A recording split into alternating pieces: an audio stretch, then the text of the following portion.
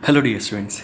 देखो last class तक हमने हमारे इलेक्ट्रॉनिक कॉन्फ़िगरेशंस लिखने के रूल्स कंप्लीट कर लिए थे। ठीक है, लास्ट क्लास में हमने पॉलीज एक्सक्लूजन प्रिंसिपल को डिस्कस कर लिया था और साथ ही साथ हमने hunts rule of maximum multiplicity को भी डिस्कस कर लिया था। ठीक है, देखो पॉलीज एक्सक्लूजन प्रिंसिपल क्या कहता है कि किसी भी एटम के अंदर आप कोई सी भी दो इलेक्ट्रॉन्स ले लो, उनके चारों क्वांटम नंबर्स कभी भी सेम नहीं हो सकते या नहीं होने चाहिए। ठीक है, तो इस प्रिंसिपल के अकॉर्डिंग पॉलीज का जो रूल था उसके अकॉर्डिंग हमें ये पता चलता है जब हम उसे डिटेल में डिस्कस करते हैं कि हम एक ऑर्बिटल के अंदर, याद करो, सिर्फ दो इलेक्ट्रॉन्स को फिल कर सकते हैं और वो दोनों इलेक्ट्रॉन्स भी कैसे, अपोजिट नेचर वाले होने चाहिए। ठीक है, फिर उसके बाद हमने आगे डिस्कस किया था hunts rule of maximum multiplicity को। ठीक है, हंट्स रूल क्या बोलता है कि अगर एक किसी कॉन्फ़िगरेशन के एक से ज़्यादा पॉसिबल अरेंजमेंट्स होते हैं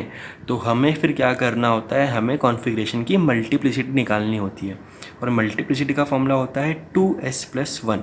ठीक है, जहाँ पर s जो होता है वो सम ऑफ स्पिन होता है। तो बेसिकली जिस कॉन्फ़िगरेशन की मल्टीप्लिसिटी ज़्यादा होगी वो कॉन्फ़िगरेशन ज़्यादा स्टेबल होता है। ठीक है, तो जो कंक्लूज़न था हंट्स रूल का, वो कंक्लूज़न क्या था कि हमें पहले और बैटल्स के अंदर इलेक्ट्रॉन्स को सिंगल सिंगल फिल करना होता है, उसके बाद हमें पेयरिंग करवानी होती है। जैसे कि यहाँ दिख रहा है, पहले सिंगल सिंगल फिल किए हुए हैं, फिर जाके पेयरिंग हुई है। बात समझ में आ गई। और फिर हमने इलेक्ट्रॉनिक कॉन्फ़िगरेशंस को लिखना सीखा था।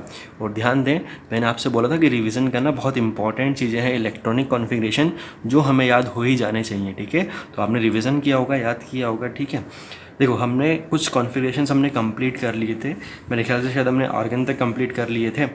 अब देखें आर्गन के बाद जो हम चल रहे हैं किस पे, देखो आर्गन 18 हो गया।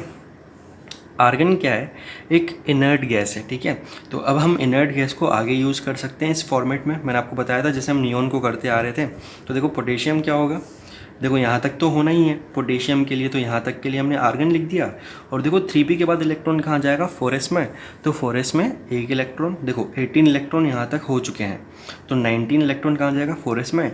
ऐसे कैल्शियम के लिए देखो कहाँ जाएगा, देखो 4s1 एक पोटेशियम हो गया था, तो बताओ एक जगह 4s1 में खाली है, तो ये कैल्शियम का एक इलेक्ट्रॉन यहाँ पर आ जाएगा। ठीक है, फिर आते हैं, देखो ये 20 तक हमारे इलेक्ट्रॉनिक कॉन्फ़िगरेशंस कंप्लीट हो गए हैं। 20 तक हमने 4s2 को कंप्लीट कर लिया। ठीक है, अब देखो 4s2 में भाई कोई जगह है नहीं, तो अब इसके आगे मूव करना पड़ेगा। देखें स्कैंडियम, जिसके पास 21 इलेक्ट्रॉन्स है, इसका एटॉमिक नंबर क्या है, 21। एलिमेंट्स का नाम भी याद रखना, मैं बोल रहा हूँ कोई क्या है, ये स्कैंडियम है। देखो क्या लिख सकते हैं, देखो आर्गन लिख सकते हैं, 4s2 तो है ही। अब देखो 4s के बाद किसकी एनर्जी ज़्यादा होती है, 4s में तो और इलेक्ट्रॉन आ नहीं सकते हैं, तो हम मूव करेंगे किस पे, 3d में। अब देखो 3d में, देखो 4s तक यहाँ तक 20 इलेक्ट्रॉन्स हो जाते हैं हमारे, जब हम फिल करते आते हैं तो यहाँ तक 4s2 तक हमारे 20 इलेक्ट्रॉन्स हो जाते हैं।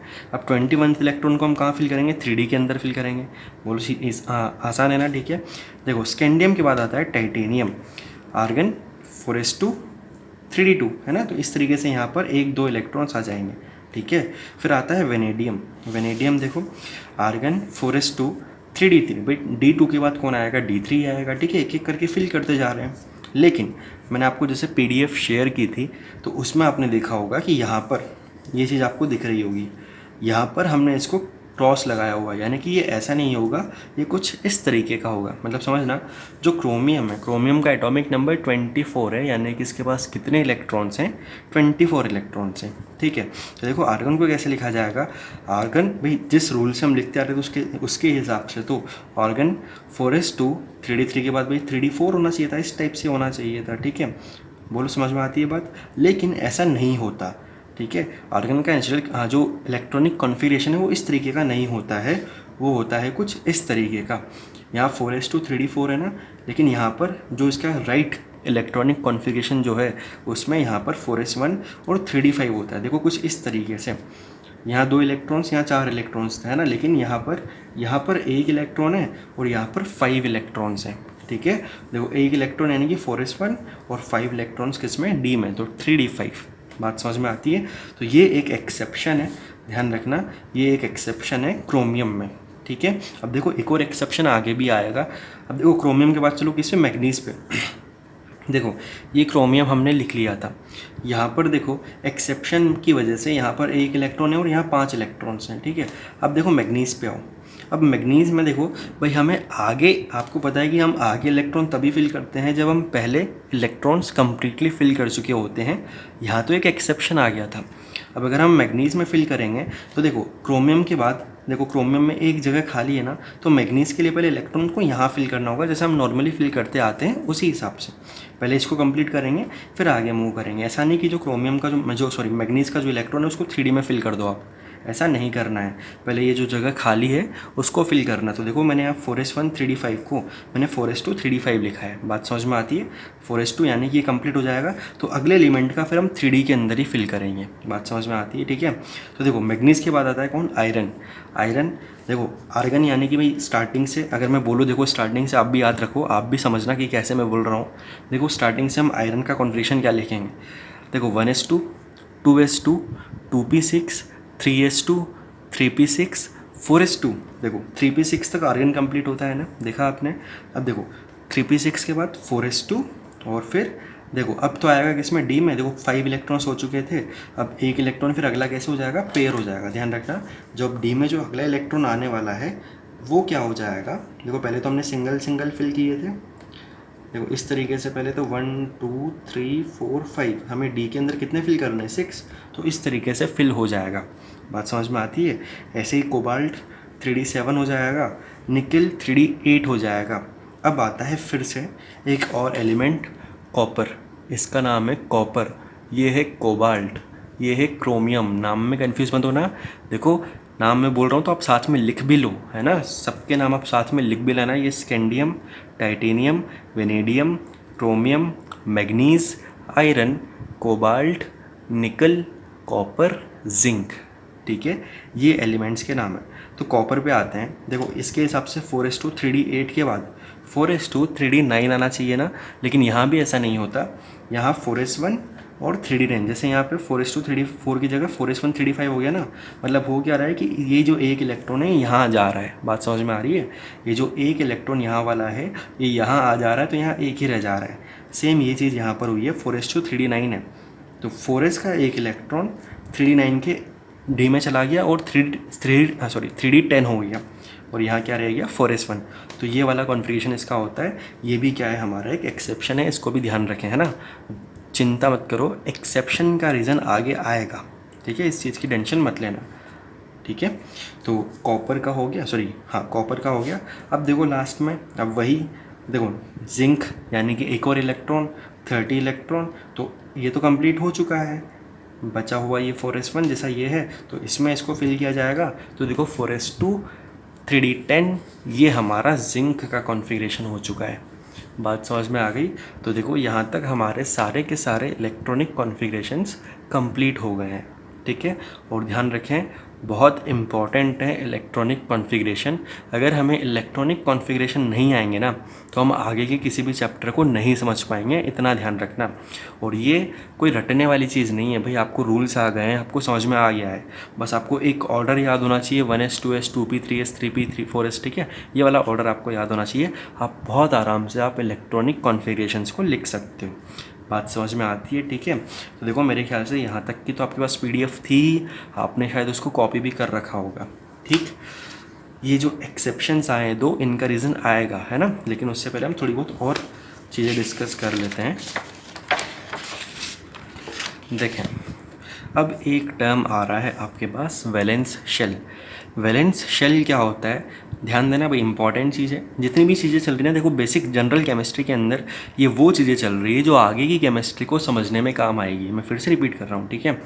देखो वैलेंस शेल क्या होता है, the outermost shell of the atom is known as valence shell. मतलब एटम का जो सबसे बाहर वाला शेल है उसी को हम क्या कहते हैं, वैलेंस शेल कहते हैं। समझ में आ रही है बात, मतलब एटम का मतलब समझो कि भाई जहाँ जो हमने इलेक्ट्रॉनिक कॉन्फ़िगरेशन लिखा, तो जो सबसे बाहर वाला जो शेल है वही क्या होता है, हमारा वैलेंस शेल। देखें कैसे पता किया जाता है वैलेंस शेल को कॉन्फ़िगरेशंस के थ्रू? देखो पहले तो मैंने एक चीज़ यहाँ ब्रैकेट में लिखी हुई है, उसे आप पढ़ लो। Where highest value of n, मतलब n की जो सबसे ज़्यादा वैल्यू होगी वही हमारा क्या होगा, वैलेंस शेल होगा। भाई आप सोचो n is equal to 1, suppose किसी एलिमेंट के कॉन्फ़िगरेशन में n इज़ इक्वल टू 1 2 3 आ रहा है ना, तो 3 तक जा रहा है सपोज़, ठीक। तो बताओ उस एलिमेंट का वैलेंस शेल कौन सा है? जो n की सबसे ज़्यादा वैल्यू, थर्ड शेल उस एलिमेंट का क्या है, वैलेंस शेल होगा, ठीक है। तो देखो एक एग्जाम्पल के थ्रू भी मैंने आपको समझाया है। देखो सपोज़ ये एग्जाम्पल है Fe का, आयरन है 1s2 2s2 2p6 3s2 3p6 4s2 3d6। अब देखो ऐसी चीज़ों में हमें कन्फ्यूज़न हो जाता है कभी कभी वैलेंस शेल को फाइंड करने में। देखो मैंने यहाँ क्या लिखा हुआ है, where highest value of n, बस इसको आप बहुत अच्छे से याद रख लो। वैलेंस शेल पहचानने के लिए ये एक पॉइंट है, ये अगर आपको याद रहेगा तो कोई दिक्कत नहीं आएगी वैलेंस शेल को पहचानने में, ठीक है। चाहे कोई भी कॉन्फ़िगरेशन दे दे फिर वो। देखो जैसे कि Fe का कॉन्फ़िगरेशन है, अब देखो इसमें वैलेंस शेल कौन सा पहचान है, जो सबसे लास्ट में है ये वाला 3D यानी कि थर्ड शेल, नहीं गलत। देखो हमने बोला है कि जो n की सबसे हाईएस्ट वैल्यू होगी ना वो हमारा वैलेंस शेल होगा। तो n की हाईएस्ट वैल्यू को कैसे देखें, क्या देखें, तो एक काम करो, इस कॉन्फ़िगरेशन को जो ये ऐसा थोड़ा सा उल्टा पुल्टा 3p6 4s2 3d6 इस तरीके से लिखा हुआ है, इसको हम n के अकॉर्डिंग अरेंज कर लेते हैं, ठीक है। n के अकॉर्डिंग मतलब पहले 1 वाला लिख लिया 1s2, फिर बाद में 2 वाले लिख लिए 2s2 2p6, फिर एक साथ 3 वाले लिख लिए 3s2 3p6 और 3d6। भाई 3 वाले एक साथ लिख लिए जिससे हम वैलेंस शेल फाइंड कर सकें। और बताओ 4 यानी कि 4s2 फोर्थ शेल। अब आपको दिख रहा होगा ना कि n की सबसे हाईएस्ट वैल्यू कौन सी है, 4। तो बेसिकली फोर्थ शेल आयरन के लिए हमारा क्या होगा, वैलेंस शेल होगा, ठीक है। बहुत आसान सी चीज़ है, मेरे ख्याल से आपको समझ में आ जानी चाहिए, एक एक पॉइंट को सुनना समझ में आ जाएगा, ठीक है। तो देखो इस तरीके से फाइंड किया जाता है वैलेंस शेल को। जो n की सबसे हाईएस्ट वैल्यू होती है वो हमारा वैलेंस शेल होता है, और उसको पहचानने के लिए जो इलेक्ट्रॉनिक कॉन्फ़िगरेशन है उसको n के ऑर्डर में लिख दो, अपने आप पता चल जाएगा, जो सबसे लास्ट में होगा वही हाईएस्ट होगा और वही हमारा क्या होगा, वैलेंस शेल होगा, ठीक है। तो देखो जो जहाँ पर n की हाईएस्ट वैल्यू होती है वो हमारा वैलेंस शेल होता है। अब उसके अलावा और भी नाम होते हैं, भाई ये n है हमारा, जो सबसे हाईएस्ट वैल्यू है उसको हमने सपोज़ n दे दिया, तो बताओ 4 अगर n है तो 3 को मैं क्या बोलूँगा, बताओ 3 को क्या मैं n यहाँ लिख देता हूँ, 3 को मैं बताओ n-1 बोलूँगा ना। भाई अगर 4n है तो 3 को मैं क्या बोलूँगा, n-1। तो जैसे इसका नाम वैलेंस शेल है ना, वैसे इसका भी नाम है, इसका नाम क्या है, पेनल्टीमेट शेल लिखा हुआ है। देखो इसको जैसे हम वैलेंस शेल बोलते हैं, एक नाम दे रखा है, जैसे इसका नाम वैलेंस शेल है तो इस वाले का नाम सबसे ऊपर वाले से एक पहले वाला n-1 वाले का नाम क्या होता है, पेनल्टीमेट शेल होता है, ठीक है। तो ध्यान रखना, ऐसे ही इसका नाम भी होता है, लेकिन ज़्यादा आगे जाने की ज़रूरत नहीं है। अगर आप चाहते हो मैं आपको इसका नाम बताऊं तो इसका नाम जैसे वैलेंस शेल, पेनल्टीमेट शेल, इसका होता है एंटी पेनल्टीमेट शेल, ठीक है। लेकिन जब कोई ज़रूरत नहीं है, इतना ध्यान रखें, ठीक। इसको कॉपी करें पहले तो आप, फिर हम न्यूमेरिकल्स को स्टार्ट करते हैं। देखो लिख लिया आपने, ठीक है। अब देखो हम मूव कर रहे हैं न्यूमेरिकल्स की तरफ, ठीक है। देखो जो पहला न्यूमेरिकल है ये है एस्टिमेट द पॉसिबल वैल्यूज, साथ में लिख लेना, estimate the possible values of all the 4 quantum numbers, estimate the possible values of all the 4 quantum numbers for last electron of, पहला मैग्नीशियम, दूसरा बोरोन और तीसरा वेनेडियम, ठीक है। ये आपका क्वेश्चन है और आपको इसको ट्राई करना है, ठीक है। अब देखो पहले तो आपको क्वेश्चन समझना होगा कि क्या है, ठीक है, लेकिन एक बार आप पहले खुद से ट्राई कर लो। कर लिया ट्राई, ठीक है। अब देखो पहले तो क्वेश्चन का मतलब समझो, क्या कहना चाह रहा है। देखो ये जो आपको एलिमेंट्स दिए हुए हैं ना, भाई इनका लास्ट इलेक्ट्रॉन किसी न किसी ऑर्बिटल में तो होगा ही, ठीक है। तो ये कह रहे हैं कि जो लास्ट इलेक्ट्रॉन है ना, उस लास्ट इलेक्ट्रॉन के चारों क्वांटम नंबर्स बताओ। तो देखो कैसे करना है, अगर आपने ट्राई किया तो बहुत अच्छी बात है। देखो सबसे पहला मैं आता हूँ किस पे, मैग्नीशियम पे। मैग्नीशियम का एटॉमिक नंबर क्या होता है, 12 होता है। कॉन्फ़िगरेशन क्या होता है, देखो नियॉन, शॉर्ट फॉर्म में लिखा हुआ है मैंने, नियॉन 3s2, बात समझ में आ रही है। देखो 3s2 यानी कि ये 3s1 जो ऊपर वाला है, ये जो ऊपर वाला दिख रहा है आपको, ये 3s1 है, और जो नीचे वाला है बताओ ये 3s2 होगा ना। भाई हम फिल कैसे करते हैं, 3s1 3s2, बताओ क्या लास्ट इलेक्ट्रॉन आपको दिख रहा है, ये जो नीचे हमने फिल किया है वही तो सबसे लास्ट इलेक्ट्रॉन है ना, बात समझ में आ रही है। भाई ये ऊपर वाला जो है ये तो 3s बन रहा होगा, उसके बाद 3s2 का नंबर आया होगा, यानी कि जो ये नीचे वाला है ये हमारा क्या है, लास्ट इलेक्ट्रॉन। तो बेसिकली इस लास्ट इलेक्ट्रॉन के हमें चारों क्वांटम नंबर्स बताने हैं। ये लास्ट इलेक्ट्रॉन कहाँ है, 3s के अंदर है ना। तो देखो चारों क्वांटम नंबर क्या हो जाएंगे इस लास्ट इलेक्ट्रॉन के, n=3 थर्ड शेल में है, s सब शेल यानी कि l=0 में है। बताओ l=0 का m भी क्या होता है, 0 होता है ना। और s की वैल्यू क्या है, देखो नीचे वाला है तो -12, ठीक है। ऐसे ही अब देखो आपको शायद समझ में आ गया होगा, ऐसे ही आप इन दोनों को भी ट्राई करो। देखो कर लिया ट्राई। अब देखो बोरोन का कॉन्फ़िगरेशन क्या होता है, 1s2 2s2 2p1 है ना। तो देखो लास्ट इलेक्ट्रॉन तो वही है ना जो सबसे लास्ट में आया है, 2p1। तो देखो 2p1 यानी कि p के अंदर हम इस तरीके से एक इलेक्ट्रॉन को फिल करेंगे, ठीक है। तो यही हमारा लास्ट इलेक्ट्रॉन है ये वाला, और इसके हमें चारों क्वांटम नंबर्स बताने हैं। तो देखो कौन है ये, 2p के अंदर है ना, 2p1।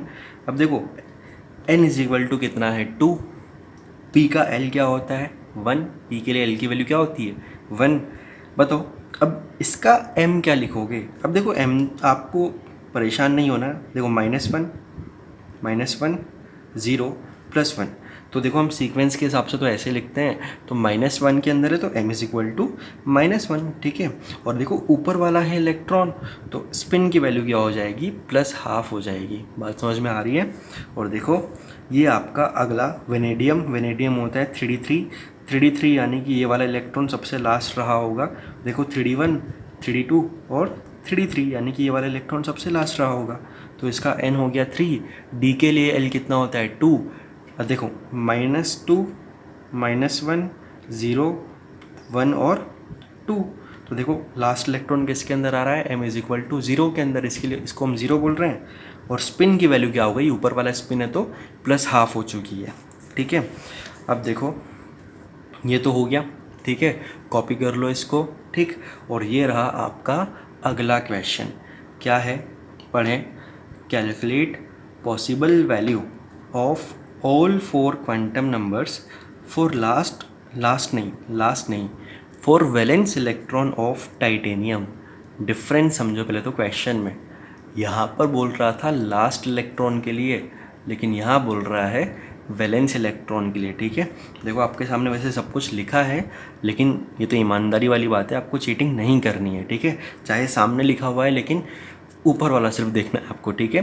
तो बात समझें, ईमानदारी से काम करें, क्वेश्चन खुद से सॉल्व करें। सामने तो लिखा हुआ है आंसर, लेकिन देखना नहीं है, ठीक है। आपको वैलेंस इलेक्ट्रॉन किसके लिए, टाइटेनियम के लिए वैलेंस इलेक्ट्रॉन की चारों क्वांटम नंबर्स बतानी है। फटाफट से ट्राई करें। देखो कर लिया ट्राई।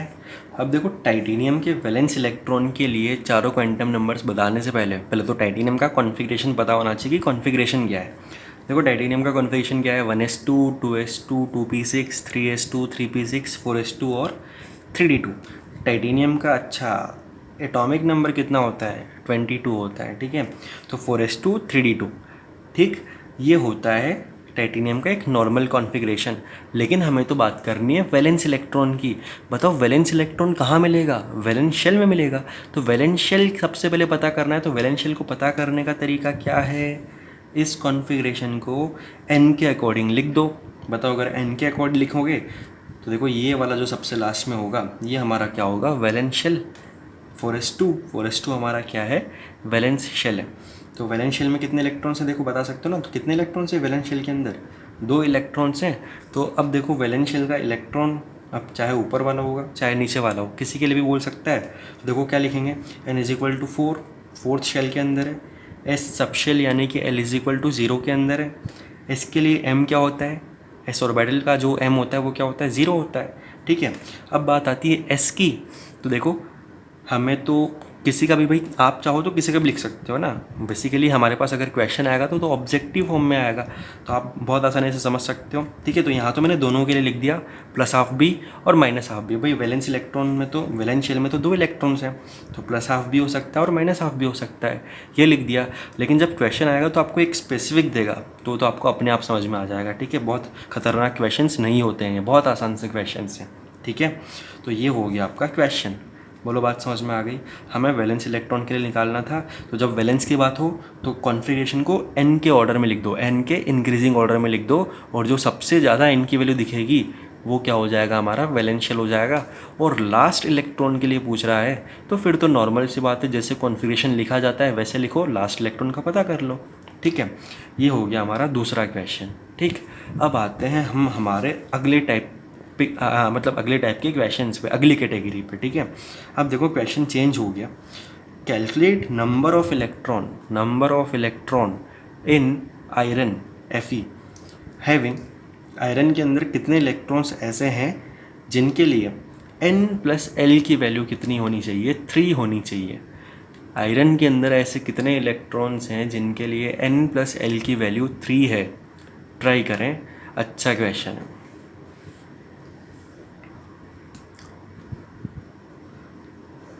कर लिया ट्राई।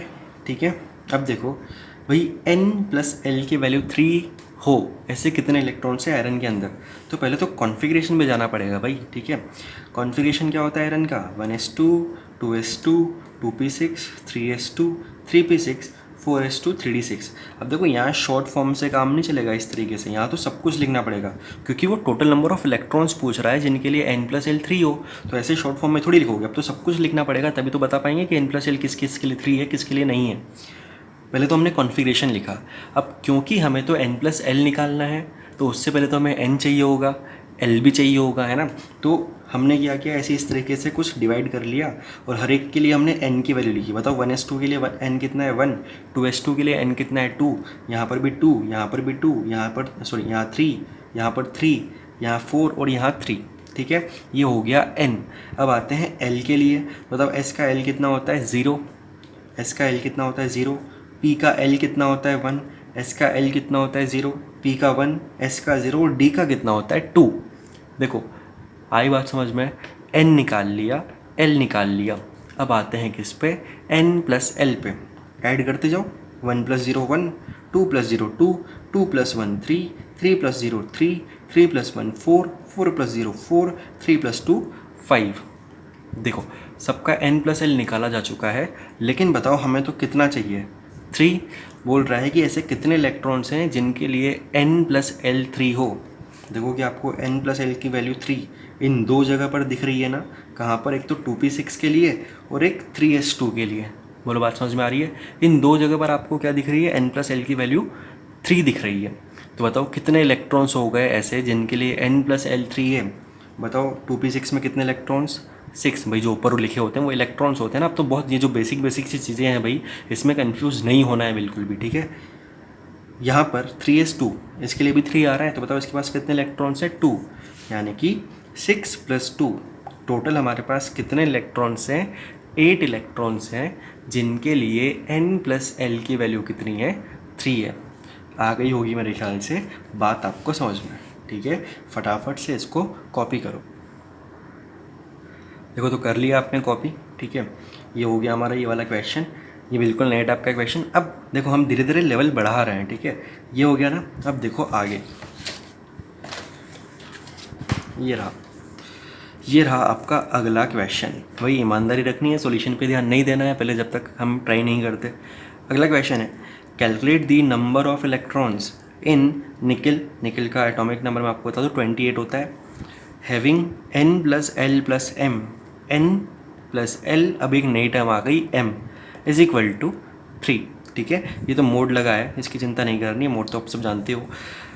तो आपको बताना है कि निकल के अंदर ऐसे कितने इलेक्ट्रॉन्स हैं जिनके लिए n+l+m की वैल्यू कितनी है, 3 है। चलो ट्राई करो।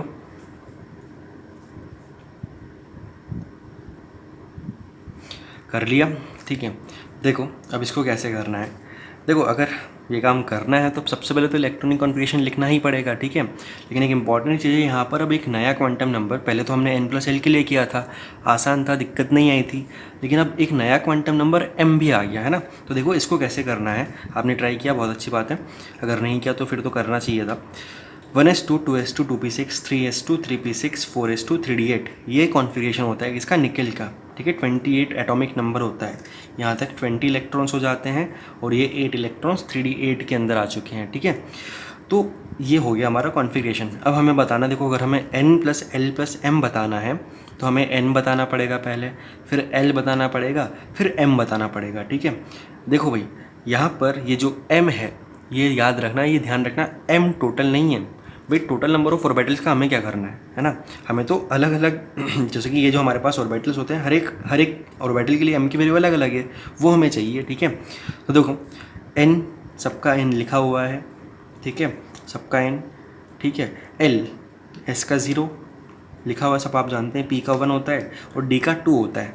अब देखो मैंने m नहीं लिखा हुआ क्योंकि देखो मैं आपको सिखाता हूँ। देखो यहाँ पर m कैसे लिखना है भाई, 1s आपको पता है क्या होता है, इस तरीके से होता है। बताओ s के लिए m ऑर्बिटल की वैल्यू क्या होती है, 0। ये भी s है, इसमें 2 इलेक्ट्रॉन्स हैं, यहाँ पर भी m की वैल्यू क्या होगी, 0 होगी। अब देखो भाई 2p6 इस ऊपर वाले को तो हटा देते हैं हम, ठीक है।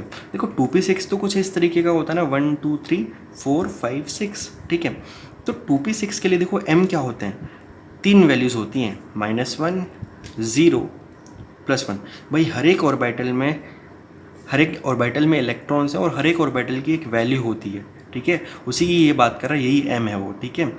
यहाँ पर आओ s में कितना, m कितना, 0। अच्छा वापस आओ p पर, 3p6 है ना, तो बताओ p में कितने इलेक्ट्रॉन्स होते हैं, यहाँ पर कितने इलेक्ट्रॉन्स हैं, 6। तो 1 2 3 4 5 6, और हर एक ऑर्बिटल की m की एक वैल्यू है, -1 0 और +1। यहाँ पर 4s2 है, ठीक है, इसका क्या है, m 0 हो जाएगा। और यहाँ 3d8 है, ठीक है। अब देखो 3d8, देखो 1 2 3 4 5, फिर पेयरिंग करवाते हैं, 6 7 8, ठीक है। अब देखो ऑर्बिटल्स की वैल्यू भी लिखते हैं। देखो d के लिए -2 से +2 है ना, तो -2 -1 0 1 2। देखो क्या हमने सबके लिए l m और n की वैल्यूज़ लिख ली है ना, ठीक है। अब आते हैं कैलकुलेट n+l+m पर। तो देखो यहाँ तो कोई दिक्कत है ही नहीं, यहाँ पर 1 + 0 + 0 1, 2 + 0 + 0 2। अब देखो भाई 3 अलग अलग ऑर्बिटल है, तीनों अलग अलग ऑर्बिटल के लिए m की वैल्यू अलग है, तो हमें यहाँ पर हर एक के साथ करके देखना पड़ेगा।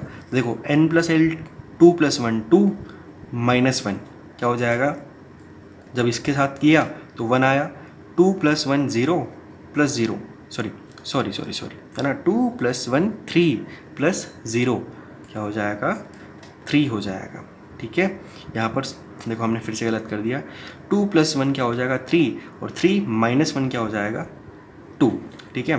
2 + 1 3 + 0 3, 2 + 1 3, और यहाँ पर +1 4। देखो हमने हर एक ऑर्बिटल की n+l+m की वैल्यू लिख ली है, यहाँ पर तो एक ही है, तो 3 + 0 + 0 3, 3 + 1 4 -1 3, 3 + 1 4 + 0 4, 3 + 1 4, 4 + 1 5, 4 + 0 + 0 4, ठीक है। और यहाँ पर देखो अब आप 3 + 2 5, 5 - 2 3, 5 - 1 4 5, 3 + 2 + 0 5 6 7। समझ में आता है, ऐसे ही जाएगा, ठीक है। देखो क्या हमने सबके लिए n+l+m की वैल्यू निकाल ली ना। अब चाहिए हमें क्या, अब हमें क्या चाहिए, हमें तो 3 चाहिए सिर्फ। बताओ n+l+m 3 कहाँ मिल रहा है, एक तो यहाँ मिल रहा है, एक यहाँ मिल रहा है, एक यहाँ मिल रहा है, और एक यहाँ मिल रहा है, दिख रहा है ना। इन 4 जगह पर हमें ये n+l+m की वैल्यू कितनी दिख रही है, 3 दिख रही है। अब बताओ कितने इलेक्ट्रॉन्स हैं जिनके लिए n+l+m की वैल्यू 3 है, बताओ कैसे बोलोगे आप। ये देखो एक तो यहाँ आ रहा है, तो 6 2 8 6 14 और 8 22, ऐसा करोगे क्या, नहीं ना, गलत भाई। यहाँ तो अब ऑर्बिटल की बात चल रही है, 6 इलेक्ट्रॉन तो पूरे के अंदर हैं भाई। 3 किसके लिए आया है, 3 आया है 0 वाले के लिए, और 0 वाले में कितने इलेक्ट्रॉन्स हैं, 2 इलेक्ट्रॉन्स। ध्यान रखना, अब तो सिर्फ ऑर्बिटल का काउंट करना है। 3 किसके लिए मिल रहा है, इस बीच वाले के लिए ना, क्योंकि इसी के लिए 3 वैल्यू बन रही है 0 वाले के लिए। तो इसके अंदर कितने इलेक्ट्रॉन्स, अब पूरे थोड़ी काउंट करोगे, इसके अंदर कितने, 2 इलेक्ट्रॉन्स। देखो यहाँ 3 बन रहा है तो यहाँ तो 2 है ही, 2, यहाँ कहाँ 3 बन रहा था, इस वाले के लिए -1, यानी कि इसके लिए भाई इसके पास भी कितने इलेक्ट्रॉन्स है, 2 इलेक्ट्रॉन्स, और कहाँ बन रहा था, यहाँ पर इस वाले के लिए, है ना। तो यहाँ पर भी कितने इलेक्ट्रॉन्स हैं, 2 इलेक्ट्रॉन्स। तो बताओ टोटल इलेक्ट्रॉन्स कितने हो गए हैं, 8 इलेक्ट्रॉन्स हो गए हैं। बात समझ में आई कि किस तरीके से क्वेश्चन करना है, ठीक है। ये हो गया एक और टाइप का क्वेश्चन, बहुत अच्छे से समझ लेना, समझ के लिखना। एक बार तो मैंने समझा दिया, अब जब आप इसको सॉल्व करो, कॉपी करने के लिए इसमें देखना मत, ठीक है, खुद से लिखने की कोशिश करना, तब जाके चीज़ें समझ में आएंगी, ठीक। और कोई डाउट हो तो फिर आप मुझसे बाद में व्हाट्सएप पे पूछ लेना। ये हो गया हमारा क्वेश्चन। अब देखो एक और क्वेश्चन, ठीक है, और ये question calculate the number of electrons लिखा हुआ है इन स्कैंडियम, जिसका एटॉमिक नंबर 21 होता है, हैविंग n+l लेस देन 4, यानी कि स्कैंडियम में ऐसे कितने इलेक्ट्रॉन्स हैं जिनके लिए n+l की वैल्यू 4 से कम होगी, ठीक है। तो ये आपका हो गया क्या, होमवर्क, ठीक है, सॉल्व ज़रूर करना है। और इसका सॉल्यूशन, इसके सॉल्यूशन की आप फ़ोटो भेजोगे, आपके ग्रुप पे एक मैसेज आ जाएगा किसको ये इसके सॉल्यूशन की फ़ोटो भेजनी है, ठीक है। तो ये आपका होमवर्क है, ट्राई ज़रूर करना, क्योंकि इतने क्वेश्चंस के बाद ये तो हो जाना चाहिए, ठीक है। एक प्रैक्टिस के लिए क्वेश्चन है जो कि आपको घर पे करना है लेक्चर के बाद में। ये हो गया आपका क्वेश्चन, ठीक है। तो इसको आप पहले यहाँ तक तो आप कॉपी कर लो। देखो कर लिया कॉपी आपने। अब हम मूव कर रहे हैं हमारे अगले टॉपिक पे, और अगला टॉपिक जो है वो है half filled and fulfilled orbitals. ध्यान देना, ये जो टॉपिक आ रहा है ये बेसिकली वो जो एक्सेप्शन आया था ना हमारा क्रोमियम और कॉपर का, उसके लिए टॉपिक आ रहा है, ठीक है। तो half filled and fulfilled orbitals, देखो नाम से ही समझ में आ जाएगा कि क्या है। देखो हाफ फिल्ड और फुलफिल्ड, ठीक है। देखो एस का हाफ फिल्ड क्या होगा बताओ, एस की मैक्सिमम कैपेसिटी कितनी इलेक्ट्रॉन्स की, 2। तो बताओ एक इलेक्ट्रॉन इसका क्या हो जाएगा, हाफ फिल्ड, और 2 इलेक्ट्रॉन्स अगर इस तरीके से हैं तो वे क्या हो जाएंगे, फुलफिल्ड कॉन्फ़िगरेशन इसको हम बोलेंगे, ठीक है। ये हाफ फिल्ड कॉन्फ़िगरेशन, ये फुलफिल्ड कॉन्फ़िगरेशन। ऐसे ही अगर आप बात करो पी की, तो बताओ पी में मैक्सिमम कितने इलेक्ट्रॉन्स आ सकते हैं 3 ऑर्बिटल के अंदर, 6 इलेक्ट्रॉन्स, ठीक है। तो 1 2 3, बताओ 6 का हाफ कितना होता है, 3। तो ये जो 3 हो गया, बताओ इसको हम क्या बोल देंगे, पी का हाफ फिल्ड कॉन्फ़िगरेशन। और अगर हमने पूरे इलेक्ट्रॉन्स को फिल किया हुआ है तो ये हो जाता है फुलफिल्ड कॉन्फ़िगरेशन। बात समझ में आती है, ठीक है। डी की मैक्सिमम कैपेसिटी कितनी है, 10 इलेक्ट्रॉन्स की। तो 1 2 3 4 5, ये इसका क्या हो गया, हाफ फिल्ड। और 1 2 3 4 5 6 7 8 9 10, ये इसका क्या हो गया, फुलफिल्ड, ठीक है। अब बात आती है एफ़ की। बताओ एफ़ की कितनी कैपेसिटी है, 7 ऑर्बिटल्स होते हैं, तो कैपेसिटी कितने की हो गई, 14 की। तो देखो एक मैं आपको बना के बता रहा हूँ, हाफ फिल्ड क्या होगा, 1 2 3 4 5 6 7। अगर ऐसा F7 आपको दिख रहा है, F7 बोलेंगे ना इसको, F7, तो ये हाफ फिल्ड है। और फुल फिल्ड 1 2 3 4 5 6 7 8 9 10 11 12 13 14। इस तरीके का अगर आपको F का कॉन्फ़िगरेशन दिख रहा है तो फुलफिल्ड कॉन्फ़िगरेशन होगा किसका, F का, ठीक है। तो बहुत आसान है, क्लियर हो गया होगा आपको कि क्या होते हैं हाफ फिल्ड कॉन्फ़िगरेशंस और फुलफिल्ड कॉन्फ़िगरेशंस, ठीक है। अब देखो इनके अलावा जो भी कॉन्फ़िगरेशंस होते हैं ना, उनको हम बोलते हैं पार्शियली फिल्ड कॉन्फ़िगरेशंस। बात समझ में आ रही है, पार्शियली फिल्ड कैसे, देखो हाफ फिल यानी कि 3, पी की बात करूँ तो, और फुल फिल यानी कि 6। तो जो P1 है, P1 P2 P3 तो ये हो गया, P4 P5 ये P6 है ना। तो P1 P2 P4 P5 ये कैसे हो गए, पार्शियली फिल्ड हो गए, ये ना हाफ फिल्ड है ना फुल फिल्ड है। बात समझ में आ रही है, जो हाफ फिल्ड और फुल फिल्ड नहीं है उनको हम क्या बोल देंगे, पार्शियली फिल्ड बोल देंगे। बात समझ में आ गई। तो देखो बेसिकली ये चीज़ हम इसलिए पढ़ रहे हैं, देखो ये हाफ फिल्ड और फुल फिल्ड जो है इनका जो स्टेबिलिटी ऑर्डर होता है, तो बेसिकली ये ऑर्डर याद रखना आप कि जो पार्शियली फिल्ड कॉन्फ़िगरेशंस होते हैं, जैसे मैंने आपको बताया ना P1 P2 या D3 D4 D1, ये सब पार्शियली फिल्ड बोलेंगे, ठीक है। तो पार्शियली फिल्ड जो होते हैं वो सबसे कम स्टेबल होते हैं, ठीक। उसके बाद कौन, उसके बाद हाफ फिल्ड, और सबसे ज़्यादा स्टेबल कौन से होते हैं, फुलफिल्ड वाले होते हैं। इस चीज़ को ध्यान रखना, हाफ फिल्ड और फुलफिल्ड कॉन्फ़िगरेशंस स्टेबल होते हैं पार्शियली फिल्ड कॉन्फ़िगरेशंस के कंपैरिजन में, ठीक है। और अगर हम इन दोनों को कंपेयर करें तो फुलफिल्ड सबसे ज़्यादा स्टेबल होता है। इस चीज़ को ध्यान रखना। ये हो गया स्टेबिलिटी ऑर्डर, ठीक है। चलो इसको कॉपी करो। लिख लिया देखो आपने, ठीक है, आपको ऑर्डर याद भी हो गया होगा, ठीक है। अब देखो इसी में रीज़न छुपा है कि क्यों क्रोमियम और कॉपर में एक्सेप्शन आया, ठीक है। तो देखिए समझे क्यों आया कॉन्फ़िगरेशन। उसके लिए ये समझने के लिए आपको ये ज़रूर याद होना चाहिए कि सबसे ज़्यादा स्टेबल फुल फिल्ड, उसके पहले हाफ फिल्ड, और सबसे कम स्टेबल कौन सा होता है, पार्शियली फिल्ड। अब देखें कॉपर जो होता है देखो वो कैसा होना चाहिए था, कैसा होना चाहिए था, इस टाइप का 1s2 2s2 2p6 3s2 3p6 4s2 3d4, ये इस टाइप का होना चाहिए था, जो इसका नॉर्मल रूल्स के अकॉर्डिंग जो कॉन्फ़िगरेशन होना चाहिए था। लेकिन ये हो कैसा गया, 1s2 2s2 2p6 3s2 3p6 4s1 3d5। समझ में आ रही बात। तो देखो ऐसा क्यों हुआ। देखो अगर आप देखो तो यहाँ पर 3d4 है ना, 3d4।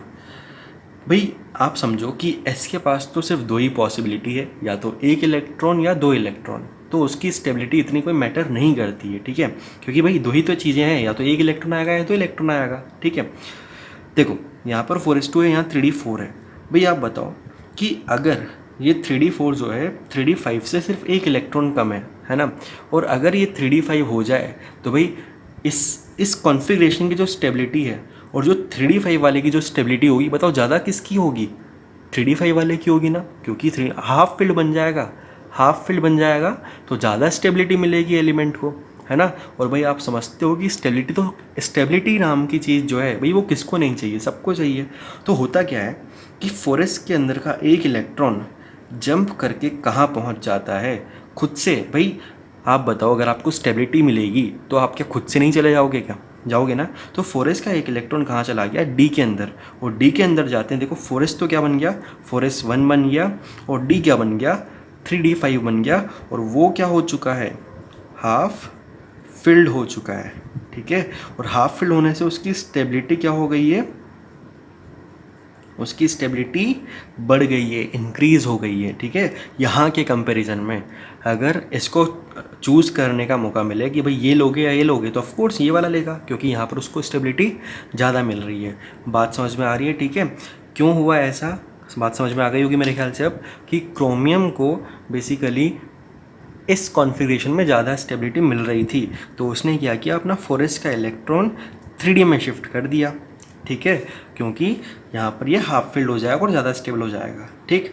अब देखो बात ये भी आती है, एक और चीज़ मैं आपसे बोलता हूँ, है ना। देखो अगर ये यहाँ ऐसा हो रहा है कि भाई डी के कॉन्फ़िगरेशन में या हाफ फील्ड होने से इसको ज़्यादा स्टेबिलिटी मिल रही थी। अब एक और एग्जांपल हम लेते हैं, ठीक है, मैं आपको चीज़ें समझाना चाहता हूँ, आप समझना कि भाई ये हमने देख लिया कि हाफ फील्ड हो जाने से हाफ फील्ड हो जाता है, इसलिए इलेक्ट्रॉन यहाँ कूद के आ गया। अब देखें एक एग्जांपल, कार्बन। बताओ कार्बन क्या होता है, atomic number 6, configuration 1s2 2s2 2p6, बोलो सही है, 1s2 2s2 2p6। ये आपका 2s2 है, और ये आपका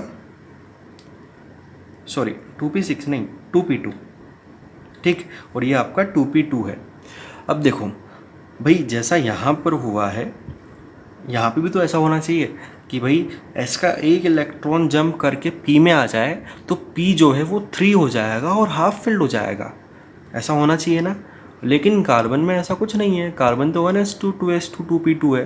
भाई यहाँ अगर ऐसी चीज़ हो रही तो यहाँ क्यों नहीं हो रही है, यहाँ का इलेक्ट्रॉन भी तो भाई हाफ फिल्ड हो जाता है। ये इसी रीज़न की वजह से, इसी कॉन्सेप्ट की तरह यहाँ पर भी इलेक्ट्रॉन जंप करके यहाँ आ जाना चाहिए था, और यहाँ आ जाता तो ये p3 हो जाता, लेकिन फिर भी ऐसा नहीं है।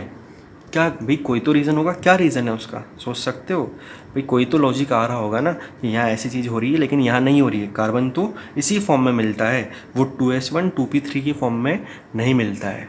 तो बेसिकली समझें इसके पीछे रीज़न क्या है।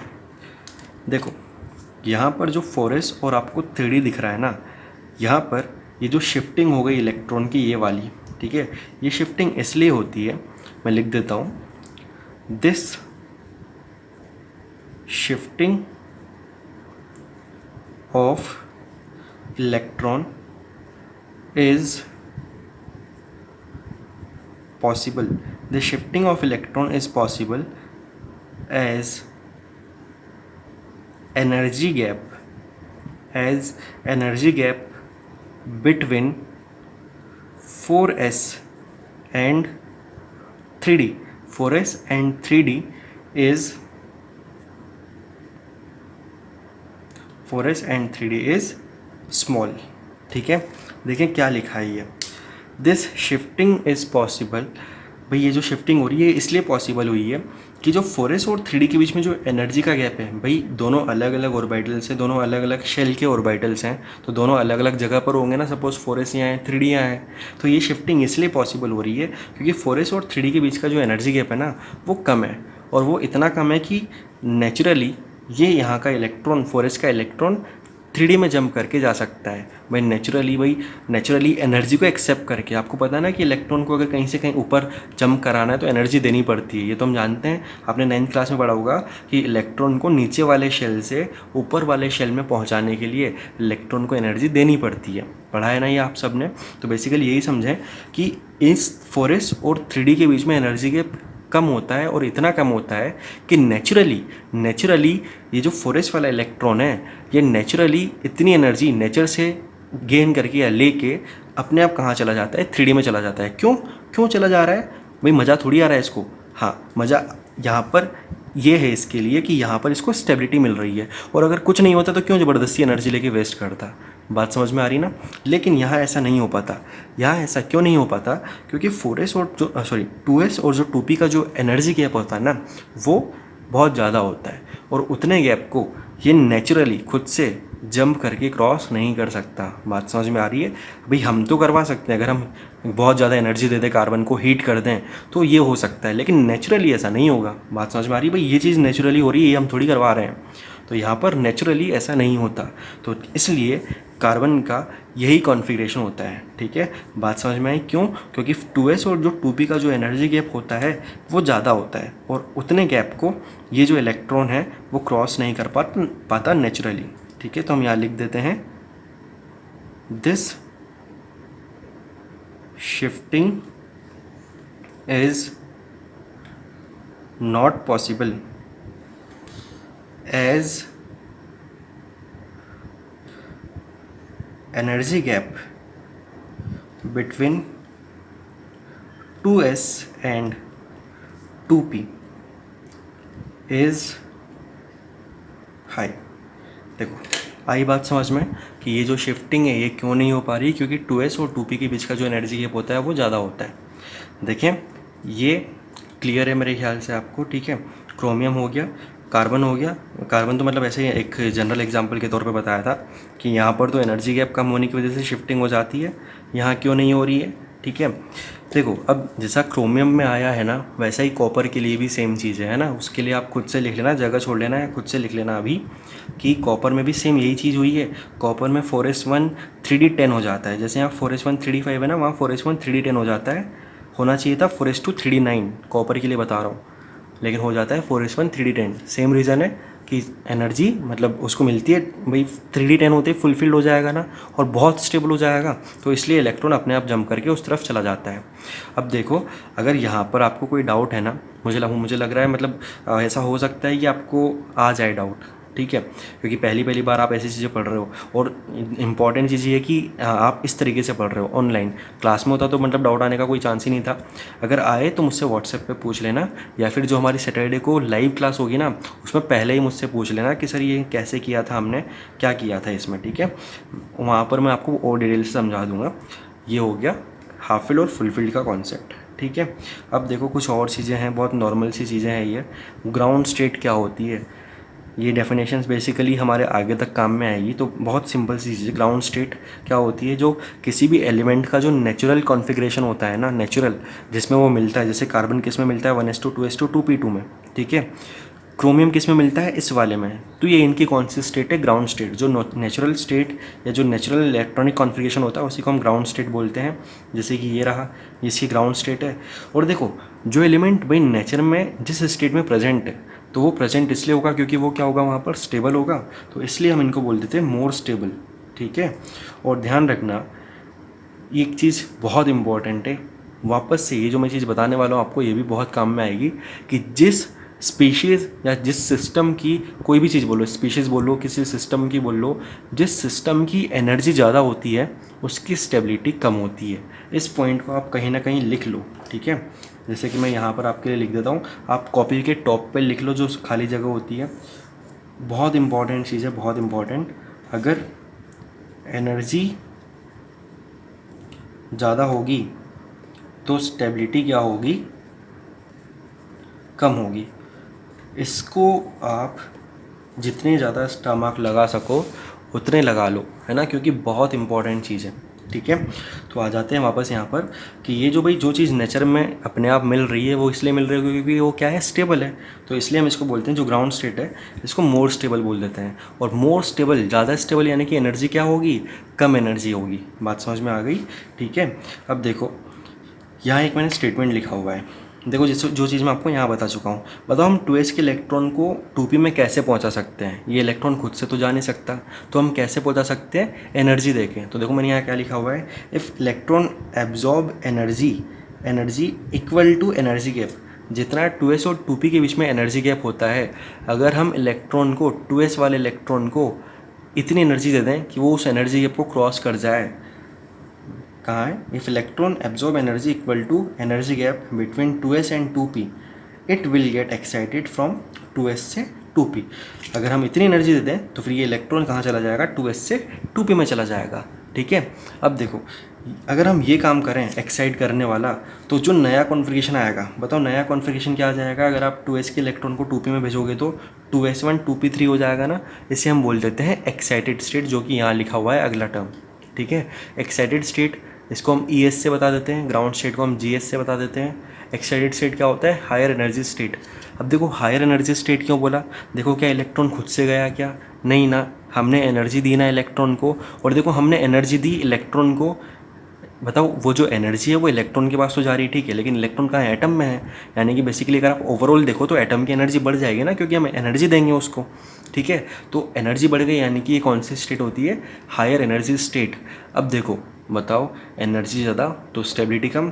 अगर हायर एनर्जी स्टेट है तो इसकी स्टेबिलिटी, एक्साइटेड स्टेट की स्टेबिलिटी ग्राउंड स्टेट से क्या होगी, कम होगी, है ना, less stable as compare to ground state. बात समझ में आ गई? ठीक है, तो देखो आज के लिए इतना काफ़ी है, बहुत सारा हो गया। ठीक है, अब आपको क्या करना है, पढ़ना है, इसको बहुत अच्छे से पढ़ना है, बहुत तरीके से समझ के पढ़ना है। कोई पॉइंट समझ में नहीं आओ तो वीडियो को रिवाइंड करके देखो, ठीक है, लेकिन आपको एक एक पॉइंट समझ में आ जाएगा अगर आप एक एक वर्ड को अच्छे से सुनोगे तो। फिर आपको रिवाइज़ करना है, जितना अच्छे से रिवाइज़ कर सको, इलेक्ट्रॉनिक कॉन्फ़िगरेशंस याद रखने हैं, होमवर्क दिया है उसको करना है। ठीक है, इन चीज़ों को समझना है, और कोई डाउट आए तो पूछना है, क्योंकि भाई डाउट मन में रखोगे ना तो आगे जाके बहुत आपको प्रॉब्लम देगा। इसलिए डाउट्स क्लियर कर लेना। ठीक है, कोई नहीं मना कर रहा डाउट्स की मत पूछो, डाउट्स पूछने के लिए ही होते हैं। अगर आप डाउट नहीं पूछोगे ना तो आपको आगे बहुत प्रॉब्लम आएगी, आगे की चीज़ों को समझने में बहुत प्रॉब्लम आएगी, इसलिए पूछ लेना। ठीक है, तो चलें आज के लेक्चर में यहीं तक। अब हम मिलते हैं नेक्स्ट क्लास में और यहाँ से आगे कंटिन्यू करते हैं।